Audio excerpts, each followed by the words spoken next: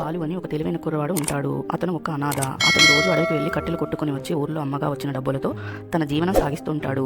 ఇదంతా తనని రోజు అడవిలో ఒక మాయ చిలుక చూస్తూ ఉంటుంది. తనకు ఎలాగైనా సాయం చేయాలి అనుకుంటుంది. అలా అనుకుంటున్న టైంలోనే బాలు అక్కడికి వస్తాడు. మళ్ళీ కట్టెలు కొట్టుకుంటుండగా తనకి బాగా ఆకలి వేస్తుంది. ఆ సమయంలో తన అడవంతా తిరిగ్గా కొన్ని పళ్ళు దొరుకుతాయి. అవి తింటూ ఉండగా మాయా చిలుక తన దగ్గరికి వచ్చి, నాకు బాగా ఆకలిగా ఉంది, నా పిల్లలకు కూడా నేను భోజనం తీసుకెళ్ళాలి, నేను అడవంతా తిరిగాను, ఒక పండు కూడా దొరకలేదు అని అంటుంది. అప్పుడు బాలు తన దగ్గర ఉన్న పళ్ళన్నీ తనకి ఇచ్చేస్తాడు. తను సాయం చేయడంతో తనకి వరం ఇవ్వాలి అనుకుంటుంది.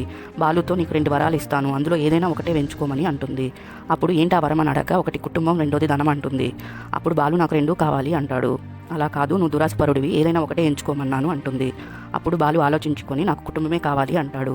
అదేంటి ఇందాక 2 కావాలి అన్నావు, ఇప్పుడు కుటుంబమే అంటున్నావు అంటే, కుటుంబం అంటే నేను సంపాదించలేను, ధనం అయితే నేను కష్టపడి ఎలాగైనా సంపాదించగలను, కుటుంబాన్ని నేను సంపాదించలేను కాబట్టి నాకు కుటుంబమే కావాలి అంటాడు.